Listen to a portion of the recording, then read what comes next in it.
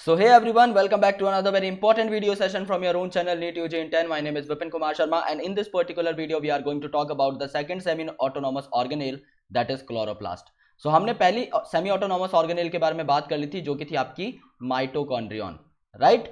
So mitochondria was the powerhouse of the cell और यहाँ पर सेमी ऑटोनॉमस इसे क्यों बोला गया था क्योंकि खुद के 50% ऑफ द डिजायर्ड प्रोटीन्स खुद बनाता है। सिमिलरली आपका क्लोरोप्लास्ट जो है, आपका क्लोरोप्लास्ट के अंदर भी उसका खुद का सर्कुलर डीएनए प्रेजेंट रहता है, प्लस उसके खुद के राइबोसोम्स होते हैं जो कि उसे बेसिकली अपने प्रोटीन सिंथेसाइज करने में हेल्प करते हैं। सेमी ऑटोनॉमस का मतलब है 50% प्रोटीन क्लोरोप्लास्ट भी खुद के खुद बना सकता है, बचे हुए जो 50% प्रोटीन है ये इसे न्यूक्लियस से ही एनकोड करवाने होंगे। So let's talk about the structure, functions, attributes, the number, the dimensions of chloroplast in this video and let's crack it guys. So these are some credentials of mine. You can have a look if you want. Otherwise, let's proceed. You can also get connected to us via Unacademy's learning app. This app is freely available on Google Play Store. You just have to install this app. You just need to go to the NEET UG section and you need to click on get subscription icon after that. जैसे ही आप लोग get subscription पे click करेंगे you will be getting all your subscriptions on our screen. मतलब जो भी आपको पैक चूज करना है इसमें से आप लोग चूज करके उससे उसका सब्सक्रिप्शन ले सकते हैं। सो आई रिकमेंड यू गाइस कि आप लोग 1 साल या 2 साल का सब्सक्रिप्शन पैक लो क्योंकि आपको कंपैरेटिवली सस्ते पड़ते हैं और आप इन्हें पास ऑन भी कर सकते हैं। समझ लीजिए आप लोग 1 महीने का एक सब्सक्रिप्शन पैक लेते हो, विपिन नाम का कोड अप्लाई करते हो, 10% आपको डिस्काउंट मिलता है, तो भी आपको सिर्फ 5,400 रुपए पर मंथ देने होंगे। लेकिन इसी के कॉन्ट्रास्ट में अगर समझ लो आप लोग 2 साल का एक पैक लेते हो, सेम विपिन नाम का कोड अप्लाई करते हो, 10% आपको डिस्काउंट मिलता है, तो आपको सिर्फ 1300 रुपीज पर मंथ देने होंगे। यानी आपकी मंथली कॉस्ट जो है 5 गुना तक कम हो जाती है just by changing the duration of subscription pack. And आपके लिए एडिशनल गिफ्ट भी है। अगर आप विपिन कोड को यूज करोगे और 1 या 2 साल का सब्सक्रिप्शन लेकर स्क्रीनशॉट मेरे सोशल मीडिया हैंडल्स पर भेज दोगे जो कि मैं आपको लास्ट स्लाइड में दिखा दूंगा, तो आपको मेरा 1 साल का मेंटोरशिप पैक मिल जाएगा। आपको मेरे सारे पीडीएफ नोट्स मिल जाएंगे जो कि हैंड रिटन होंगे एंड टाइप्ड भी होंगे।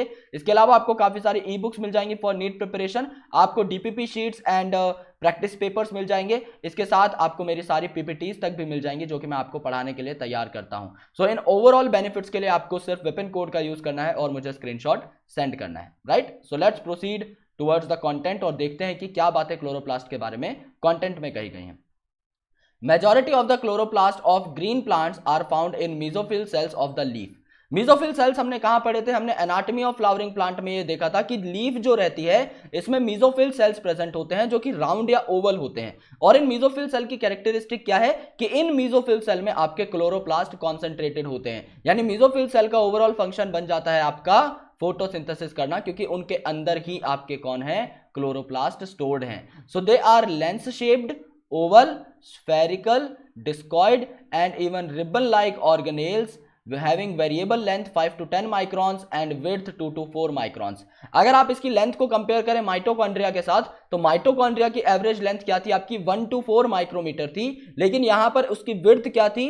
0.5 माइक्रोमीटर थी ऑन एन एवरेज। यहां पर अगर आप इसकी लेंथ को कंपेयर करेंगे तो आपको पता लगेगा कि chloroplast is way bigger than the mitochondria. इसीलिए माइटोकॉन्ड्रिया को आपको अलग से स्टेन करके देखना पड़ता है, लेकिन क्लोरोप्लास्ट को आप लोग डायरेक्टली भी देख पाते हो क्योंकि 4-5 गुना बड़ा है आपके माइटोकॉन्ड्रिया से। और इसकी शेप्स वेरिएबल हो सकती हैं, ये लेंस शेप से लेकर राउंड से लेकर रिबन शेप तक भी हो सकता है वैरायटी ऑफ प्लांट्स के अंदर।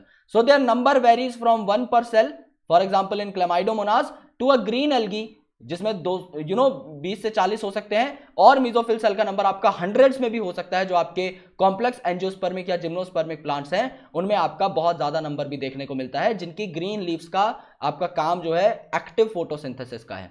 सो जितना छोटा इंडिविजुअल होगा, जितनी कम उसकी शुगर रिक्वायरमेंट्स होंगी, वो उतना कम फोटोसिंथेसाइज करके अपना काम चला लेगा। लेकिन जहां पर प्लांट काफी बड़ा है वहां पर मल्टीपल लीव्स प्रेजेंट होंगी, करोड़ों लीव्स प्रेजेंट होंगी, और उन लीव्स में आपका क्लोरोप्लास्ट का कंटेंट भी अच्छा खासा आपको देखने को मिलेगा मेसोफिल सेल के अंदर। ये एक सेल की बात हो रही है। ये जो नंबर है आपका एक सेल में एक क्लोरोप्लास्ट भी हो सकता है, जैसे क्लेमाइडोमोनास के अंदर 20 से 40 भी हो सकते हैं, और काफी हायर प्लांट में आपके हंड्रेड्स तक भी ये गिनती जा सकती है। सो लाइक माइटोकॉन्ड्रिया, क्लोरोप्लास्ट में भी आपकी 2 मेम्ब्रेन होती हैं। ऊपर वाली को आप बोलेंगे आउटर मेम्ब्रेन ऑफ क्लोरोप्लास्ट और अंदर वाली को आप लोग बोलेंगे इनर मेम्ब्रेन ऑफ क्लोरोप्लास्ट। जैसे वहां पर था outer membrane of mitochondria, inner membrane of mitochondria, और ये जो बीच वाला स्पेस है इसे आप क्या बोलेंगे? इसे आप प्यार से बोलेंगे इंटर मेम्ब्रेनस स्पेस, यानी दोनों मेम्ब्रेन्स के बीच का space. So of the two, inner chloroplast membrane is relatively less permeable. जैसा कि माइटोकॉन्ड्रिया में था, बाहर की मेम्ब्रेन ज्यादा परमिएबल थी, अंदर वाली कम। सेम केस यहां पर भी होगा। और जो अंदर का स्पेस है इनर मेम्ब्रेन के, इसे आप स्ट्रोमा बोलते हो। जिसे आप माइटोकॉन्ड्रिया में मैट्रिक्स बोल रहे थे, सेम चीज है, लेकिन इसे यहां पर आपका स्ट्रोमा बोल दिया गया, जिससे इसका कैरेक्टरिस्टिक नाम पड़ जाए, और ये स्पेसिफिक नाम आपका क्लोरोप्लास्ट के लिए ही है। A number of organized flattened membranous sac called thylakoids are present in stroma। यानी यहां पर जैसे आप एक सिक्के के ऊपर दूसरा सिक्का रख देते हैं, इस तरीके के आपको मेम्ब्रेन सैक्स जो है आपको देखने को मिलेंगे। ओके, इनको आप ये जो आपका सिंगल सैक है, इसे आप थाइलाकॉइड बोलते हैं। और ये थाइलाकॉइड जब एक के ऊपर एक आपका जमा हो जाता है, तो ये पूरा ऐसे स्टैक बना लेते हैं, जिसे आप लोग क्या बोलते हैं, इसे आप लोग बोलते हैं ग्रेना। सो थाइलाकॉइड जो है आपका स्टैक में अरेंज हो जाते हैं, उसी तरीके से जिस तरीके से आप लोग एक के ऊपर एक सिक्का रखते हो, इसे आप ग्रेना बोलते हो, राइट। सो यहां पर क्या हुआ, देखो ये आपका क्लोरोप्लास्ट था, यहां पर ये आपका ग्रेना दिखाया हुआ है, यहां पर ये आपका ग्रेना दिखाया हुआ है, ये ग्रेना दिखाया हुआ है। इनके बीच का जो मटेरियल है, ये पूरा मटेरियल, इसे आपने क्या बोला, इसे आपने स्ट्रोमा बोला। तो इस स्ट्रोमा में जो एक मेम्ब्रेन जाएगी, जो दो ग्रेना को कनेक्ट करेगी। समझने की कोशिश करो, समझ लो ये एक ग्रेना है और ये एक ग्रेना है, तो इनका बीच का स्पेस क्या है, स्ट्रोमा। इस स्ट्रोमा से गुजरने वाली एक मेम्ब्रेनस थ्रेड लाइक स्ट्रक्चर जो दो ग्रेना को जोड़ेगी, इसे आप क्या बोलेंगे, इसे आप स्ट्रोमा लैमेली बोलेंगे। नाम में स्ट्रोमा क्यों आया, क्योंकि स्ट्रोमा के इलाके में प्रेजेंट है मेम्ब्रेन, राइट। तो यहां पर क्या हुआ, in addition there are flat membranous tubules called as stroma lamellae, जो कि आपके थाइलाकॉइड्स ऑफ डिफरेंट ग्रेना को कनेक्ट करती है। यानी स्ट्रोमा लैमेली का काम क्या है, दो ग्रेना को आपस में जोड़ना। The membrane of thylakoid enclose a space, जिसे आप ल्यूमन बोलते हो। यानी ये अगर थाइलाकॉइड है तो इसके बीच का ये जो आपका स्पेस है, इसे आप थाइलाकॉइड ल्यूमन बोलते हो, या फिर थाइलाकॉइड की बेसिकली मैट्रिक्स बोल सकते हो। So stroma of The chloroplast contain enzymes required for the synthesis of carbohydrate and protein। तो जो आपका स्ट्रोमा है, यहां पर आपके ऐसे एंजाइम्स मिलते हैं जो कि आपके फोटोसिंथेसिस की डार्क रिएक्शन करवाते हैं, राइट। और ग्रेना के अंदर ऐसे एंजाइम्स मिलते हैं जो कि आपकी फोटोसिंथेसिस की लाइट रिएक्शन करवाते हैं। तो ये बात आपको याद होनी चाहिए, दोनों रिएक्शन अलग अलग होती हैं और अलग अलग जगह पर होती हैं। So it also contain small double stranded circular DNA और राइबोसोम, जो कि आपका माइटोकॉन्ड्रिया में भी प्रेजेंट थे, इसीलिए इन्हें सेमी ऑटोनॉमस बोला जाता है। इनके पास खुद का डीएनए और खुद के राइबोसोम है, तो ये खुद के प्रोटीन भी सिंथेसाइज कर सकते हैं।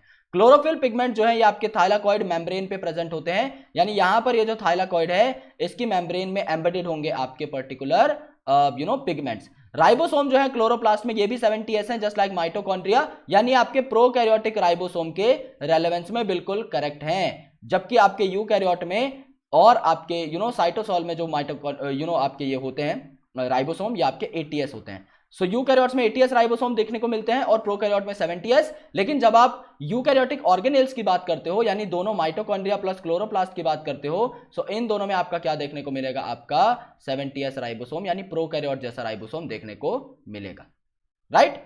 सो I hope that you got this video very well. अगर आपको वीडियो पसंद आए तो आप वीडियो को लाइक कर सकते हैं, चैनल को सब्सक्राइब कर सकते हैं, बेल आइकन को प्रेस कर सकते हैं, so that you never miss an update from NEET UG in 10।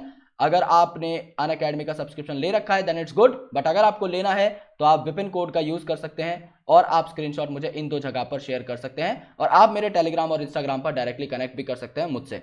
और नीचे डिस्क्रिप्शन में लिंक मिल जाएगा आपको और हमारे ऑफिशियल टेलीग्राम चैनल का, आप वहां पर जाकर हमसे कनेक्ट भी कर सकते हैं। Thank you so much guys, lots of love and I will catch you in the next video. Thank you.